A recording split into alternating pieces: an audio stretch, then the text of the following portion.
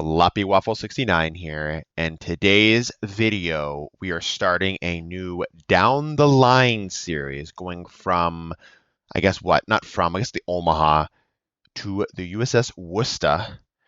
This is the American light cruiser line, and we are on the Tier 5 USS Omaha. Oh yeah. The USS Omaha, and this is a bit of a hot take right out the gates, ladies and gentlemen.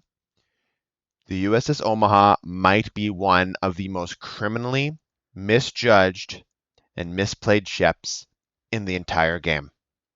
Holy fuck, what a statement to start off on. But let me explain myself because this is important, because this is going to set the foundation for the rest of the line, and especially starting at Tier 5, where people start learning the game for actually what it is rather than just shooty boats. And that, what I just said right there, is the number one reason why this ship explodes in a glorious fashion and gets labeled a hunk of shit. Okay? Tier 5 is a very unforgiving tier for multiple reasons. One, you get the +2, -2 matchmaker, which is fucking horse shit, I might add, but something you have to factor in. And two, usually ships start getting their gimmicks, so to speak, to get their, like, what defines them as a line, national flavors, that sort of stuff. And those two things right there, I guess the third one, if you want to throw in, is I think people that are most veteran level players don't really go below anything of Tier 5, like myself. I mean, I play Tier 4, Tier 3, Tier 2, and Tier 1 occasionally when I'm fucking around, but usually my fuck around tiers are Tier 5. But those things right there are why this ship gets dominated on the high seas and in World of Warships especially. Because in all intents and purposes, if you look at the statistics of the USS Omaha, you're like, this thing's actually not bad. With its 15 point something kilometer range, its fast firing guns of 152 millimeter guns, its broadside, it has like, it's one of those weird turret arrangements where it always has like a broadside on either side of its ship, so it can swivel back and forth. It's very maneuverable. It's extremely fast. It actually has torpedoes on an American cruiser. It's crazy, right? And a lot of players just don't understand how to play this ship. But I think it goes a little bit deeper than that. I just don't think a whole lot of players are ready when they reach Tier 5 to play cruisers yet at that given tier. And I think battleship players love that. They love to see players, I just got my USS Omaha, and I'm going to go into battle and dominate because I love this shit. This is my new baby, right? And you blow up within the first 3 minutes of the game. Not uncommon. Not uncommon, right? So enough rant over, kind of setting the basis there for everybody to understand where this review is coming from. But that is something that I inherently believe. I think this ship is very strong. I know, a little bit of a hot take. I think this ship is very strong. But it has to depend on the knowledge of the commander playing it to really get the most out of her. And I know that's a very subjective statement, pretty brain dead, like no shit kind of statement, but it is the truth. If you're kind of new to the game, this ship is very unforgiving. If you're new to cruiser gameplay, this ship is very unforgiving. Against battleships, this ship is just flat out very unforgiving. So positioning is going to be key, knowing what your ship's capable of, knowing what counters it, and where your element really is and what makes this ship shine. Knowing all these things compiled together is going to make the Omaha really go above and beyond for you, and you're really going to get a lot out of her, because this is probably the number one ship that players go, fuck, I'm going to free XP my way past this thing. And it's understandable. It's understandable. I totally get it. But I would obviously encourage you not to do that, because these ships do teach players a lot, tier for tier, and that carries weight as you climb the tech tree of not only this specific line, but cruisers in general across all cruiser tech trees. So, but like we all do, we're going to dig in under the hood here, kind of unravel what makes this thing tick, and talk about her, give some tips and tricks, and then we're going to go ahead and show you some gameplay on her. I do have a good gameplay to show you. I did it happen to get an E rank in her, and I played the Omaha a fair bit. Not as much as some players, not as little as other players, but I do play her from time to time. It's kind of our meme ship, so that's why we play her, so to speak. So anyways, let's go in and dive in first to the armor layout. And the first thing that should jump out at you is, holy fuck, that is a lot of light green. And you'd be correct. That is a lot of light green. 13 millimeter nose and 13 millimeter ass. The Omaha is definitely not armored. It is definitely a light scout cruiser to say the least. That is for sure. Something that is actually rather funny with the Omaha is the fact that back in the day, I think it had 10 millimeters of frontal like nose armor. So its 152s could overmatch other Omahas, so it's actually kind of funny. I think Wargaming did actually buff it a little bit to 13 millimeters, if I'm not mistaken. Again, that was a long fucking time ago, but that is always nice to see because, again, back when I played through the Omaha, like that's what I was going through, right? I was like, holy fuck, how am I supposed to play this fucking thing? But yeah, that was a funny thing. So now, like, obviously, they still can overmatch 10 millimeters of effective armor, but they can't go right through the nose of the enemy ship, of the Omaha, right? So, another thing you can look at with this armor scheme is this ship sits high in the water. I feel so do most tier, cruiser-wise, low tier cruisers, World War One era cruisers. They have a lot of freeboard. They sit high in the water. That's just going to be a factor, but the Omaha definitely takes the cake. But yeah, another thing that needs to catch your, I guess, eye, so to speak, is this massive thing called the Citadel of the Omaha. This thing is seen from Vietnam and the moon, and it's easily punishable with only 76 millimeters of effective armor on that, and is an exposed Citadel, meaning there is no spaced armor, there's no code in that. It's just right there from the outskirts of the ship. This thing is not hard to hit. DDs, cruisers, battleships, carriers, carriers. I don't know. Maybe the armor piercing. Yeah, from the Germans. It's not hard. This ship can absolutely get fucking destroyed and nuked. Not uncommon to see devastating strikes when Omahas are in the game. That's just a factor, and not on the good end of the devastating strike. You're on the receiving end of the devastating strike. So keep this in mind. You are going to have to use extreme caution when playing this ship. Okay. Moving into the survivability of the Omaha, and it is clocking in, as you see on screen, 26,800. I will be comparing it a lot to the Furitaka, which is another phenomenal Tier 5 cruiser. The Furitaka has 30,700 HP, again, to kind of factor in. And the armor scheme of the Furitaka is just vastly superior to that of the Omaha. So, another thing to keep in mind. We're going to move on to the artillery of the 8x1 152 millimeter guns. We also have these 2x2 on the forward end and the aft end of the ship of the 152s as well. Bread and butter of the ship, guys. They're going to have that 5.6 second reload time, which is fucking outstanding. And the 180-degree turn time is about 24 seconds on those as well, with the maximum dispersion value being at the max range of 128 meters.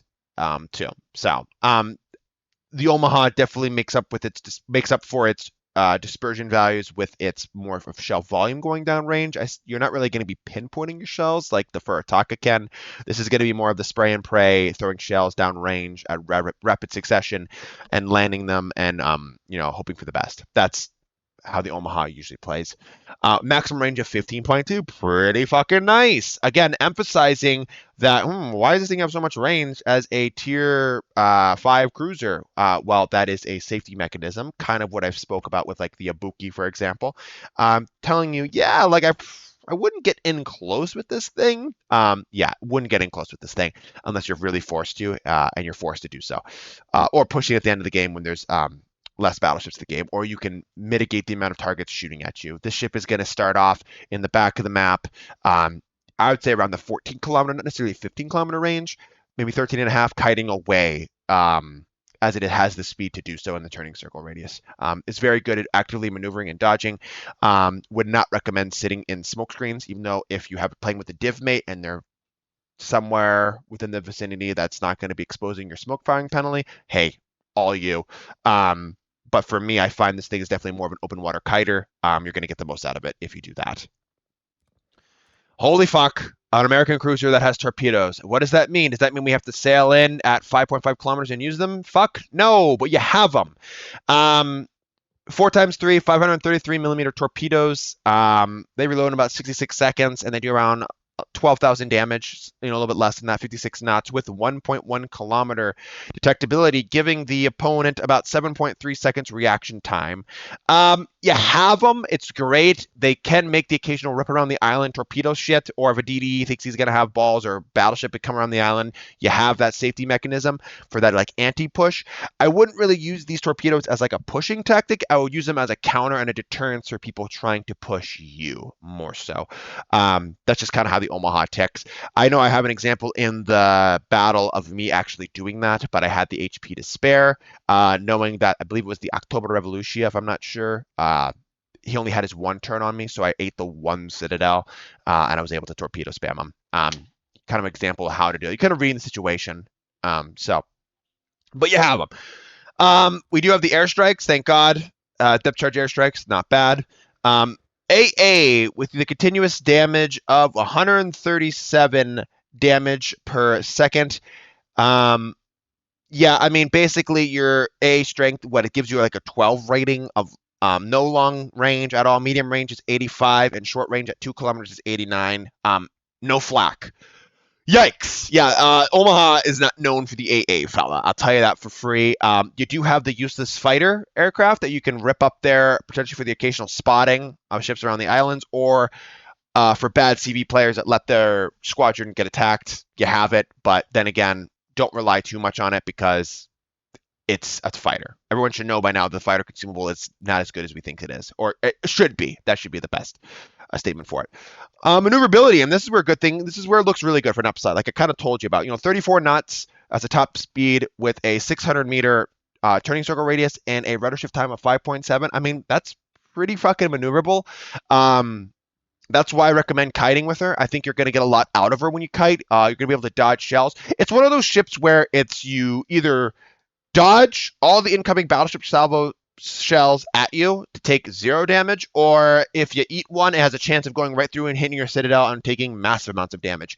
This ship lives or dies on its maneuverability. So that's why I don't really recommend island peeking, or I recommend sitting in smoke screens because, again, people can still blind fire those. So for me, the ship has to keep moving, and that's where you're going to get the most out of her. Also, it's a visual deterrence, too. Like, battleship players will focus fire you solely because they know Omahas explode, and if you're a competent Omaha player at max range, you can definitely mitigate the amount of shells coming down range at you.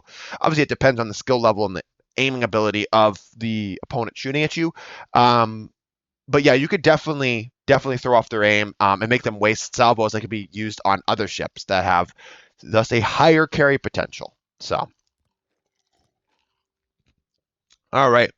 Going to the detectability of the ship, I believe it's clocking in at 13.1 kilometers is your detectability. And on a side note, your where the fuck? Here it is. Your smoke firing penalty is 6.9. Again, I think that's higher, I think, for me. And that's, again, it depends on where the smoke screen's laid. If it's right outside the cap and you're in it, there's a chance you could get spotted.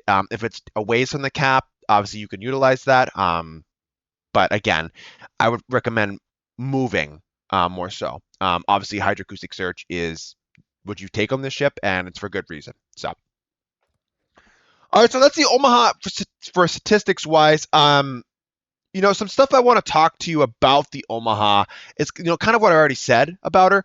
She, I think, is very misunderstood in this game, but it's for good reasons she's misunderstood.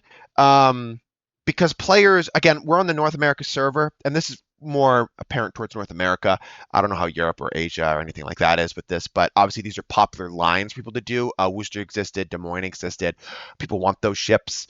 And obviously have to fight their way when they start the game. They see that, just like I did.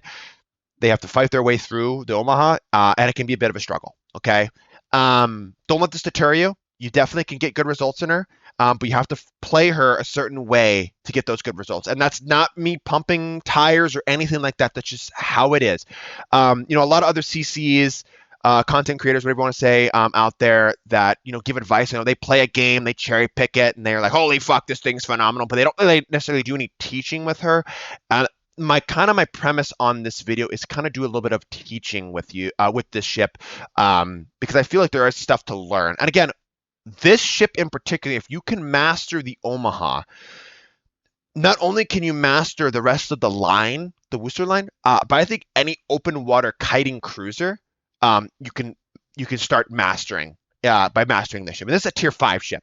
Um, and I stand by that statement. I think this ship is good, but a lot of players never achieve what it's fully capable of because they just are one dimensional when looking at the ship, um, and they don't realize its full potential. So, anyways, enough talking about that. Let's go on into battle and show you some good gameplay of her.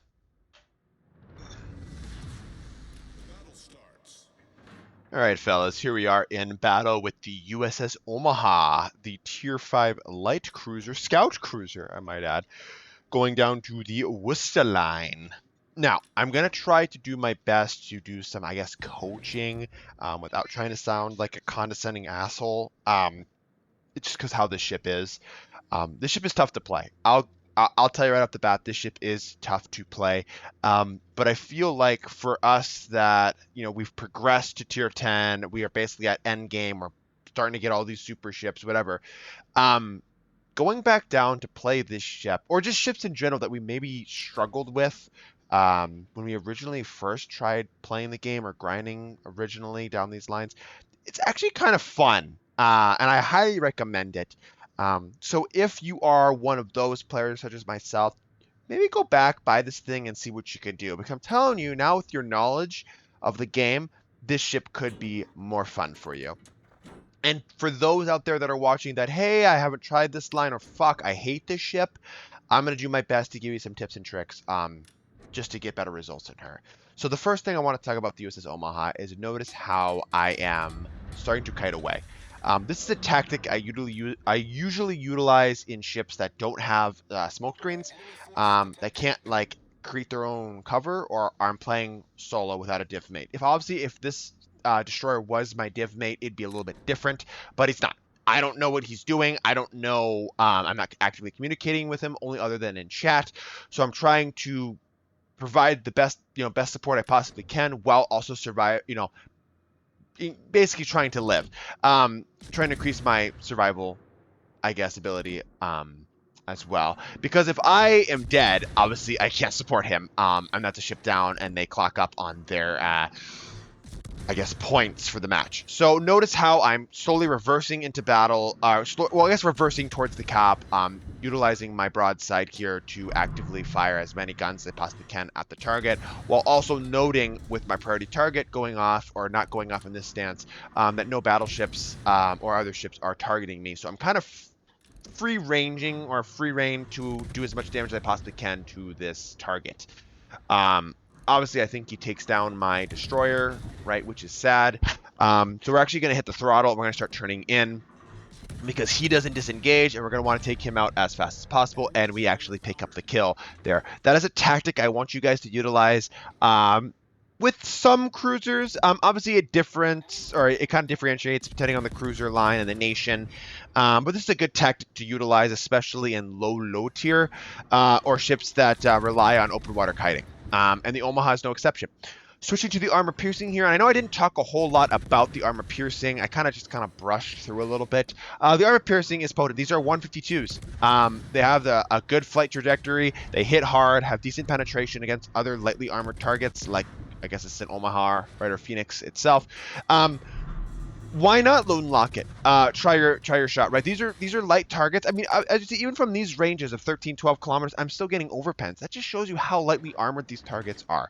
The HE is can be very strong as well. I can't remember exactly the numbers of the fire chance. I have it here. It's 12% fire chance, but you actually do accumulate more fires per minute than that of the flamethrower that is known as the Furitaka. Because the Furitaka reloads in 15 seconds, it has a 17% fire chance. This thing, I mean, the Furitaka only has 4.1 fires per minute, whereas this thing reloading in 5.9, almost 6 seconds, with a 12% fire chance, which can be boosted up by your signal flag, gets you up to like 15.4 fires per minute. This thing is a fucking flamethrower, and I highly suggest using that to your advantage. This thing is super annoying to battleship players. I know for myself, when I play battleships and I run across an Omaha who actually knows what they're doing, it is incredibly frustrating to fight these guys, because they're utilizing their max range, they're utilizing their HE, they're utilizing their DPM, and it is fucking annoying to fight these guys. So I highly recommend that. Obviously, with this situation, why we're pushing in is we know there's no enemy battleships anywhere around us, so we're going to try to take a 1v1 versus I think it's a Königsberg or Nuremberg here. I think it's a Nuremberg. I can't really see my screen. It's a Königsberg, right? We're going to take a 1v1 versus Königsberg, drop some preemptive torpedoes here. We do see that hydroacoustic search is up and running, and we're going to load and lock the AP. Obviously, he's doing a good job angling to us. Usually, Nuremberg or Königsberg players want to utilize all their guns, so they just flip open broadside to us. So that's why I'm kind of firing with impunity, showing broadside that I am. It's because I'm counting his guns, I'm looking at where his guns are aiming, and I know I can get away with it. Here I'm going to angle, anticipating that he might not only launch torpedoes, but he might also point his guns towards me. The Omaha, not really known for its armor, as I already talked about, but I still have 152s that can bring the pain if he's going to come around broadside. So waiting for him to come around. He is slightly angled, but I think, you know what, I can still get good penetration damage with the armor piercing, which I can. He only has 152s at the end of the day.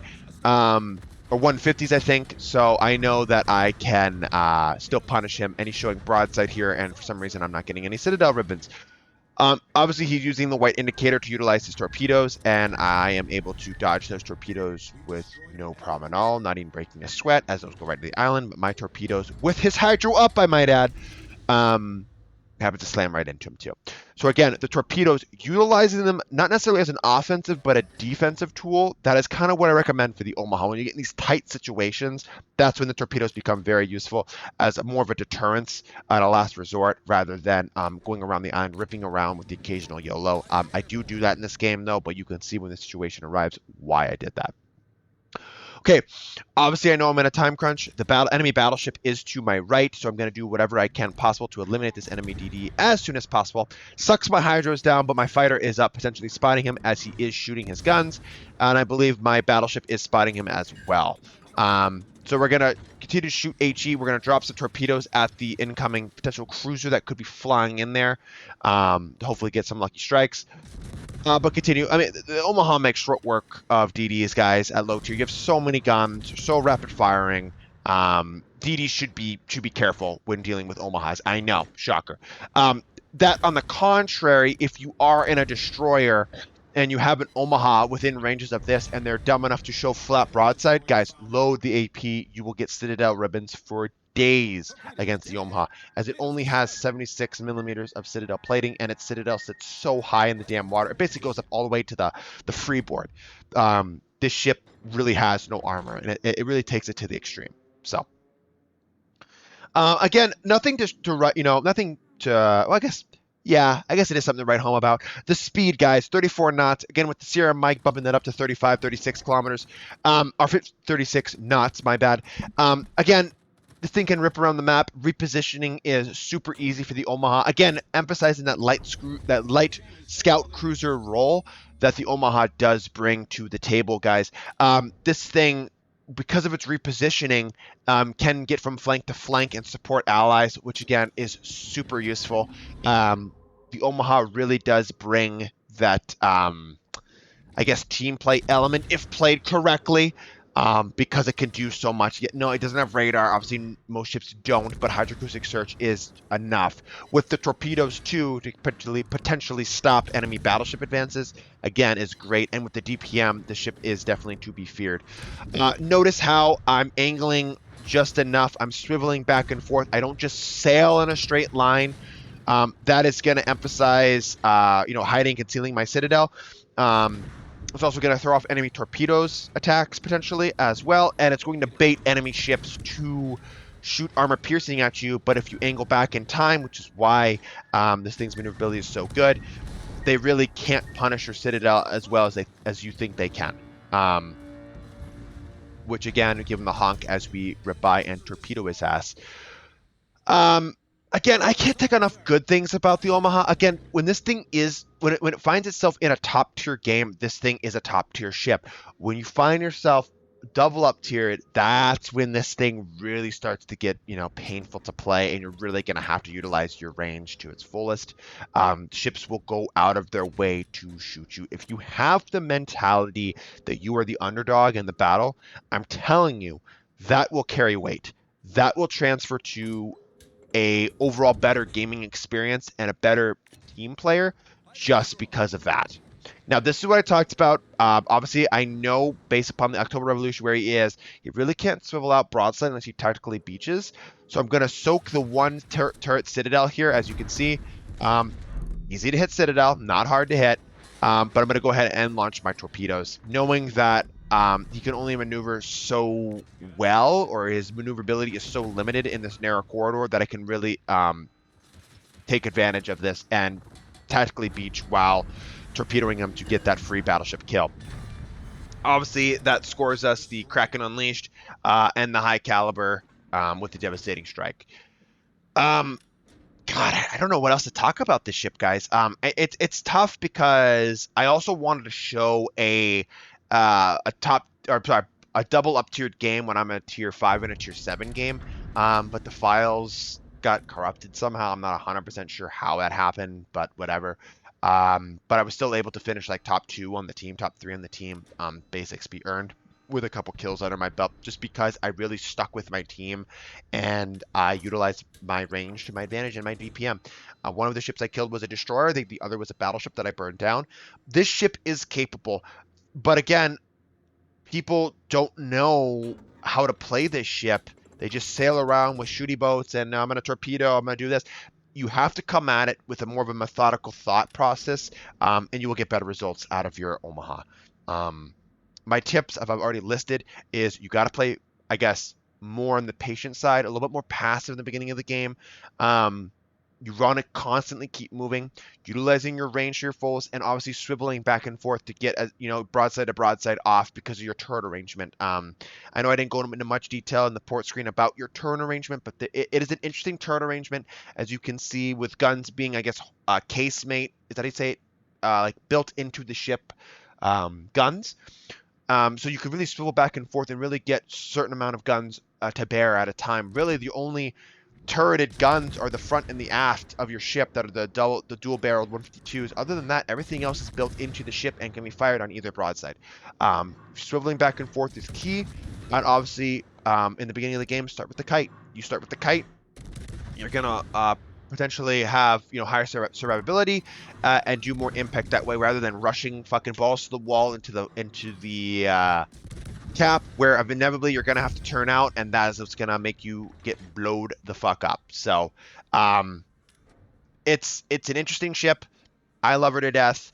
I think if you come at it with a different mentality, the ship can be fun to play, though I understand if it's troubling to you guys. So anyways, I hope you enjoyed the video. Hopefully I did a good job of teaching you guys.